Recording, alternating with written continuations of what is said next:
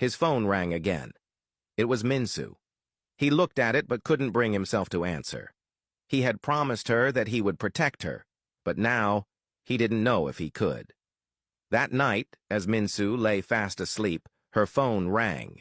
She woke up and quickly answered, relief washing over her when she heard Sanjun's voice. She had been waiting all day to talk to him. He sounded drunk, his words slurred as he told her to come to the parking lot. Without hesitation, she rushed out. When she arrived, she found Sanjun standing beside his car, his eyes red from alcohol. She hurried to him, concerned, and asked what was going on. Without a word, he pulled her close and looked into her eyes, his touch gentle as he caressed her face. Confused, Minsu asked if he was okay and if he had been drinking. Sanjun pulled her even closer and kissed her. Minsu tried to say something, but he leaned her against his car and continued kissing her passionately.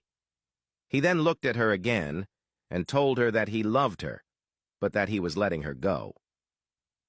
Minsu, stunned, asked what was happening, mentioning the statement from his company.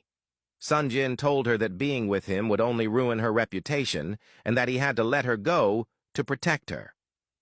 Minsu held his hand tightly and told him she didn't want to let him go, that whatever happened, they could face it together.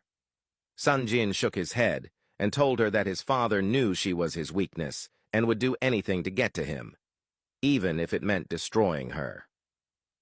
He apologized, got into his car, and drove away, leaving Minsu standing there, speechless, her heart aching as if a part of her had been ripped away. Minsu went back to her room and lay in bed, looking at her phone, contemplating calling Sanjun but unable to bring herself to do so. She had no one to call or talk to and didn't want to bother her parents. She just lay in bed, held her pillow close, and cried to herself.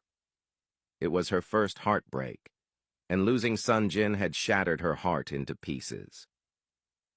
The next morning, Sanjun was still in bed, lacking the courage to go to the office after what had happened the previous night.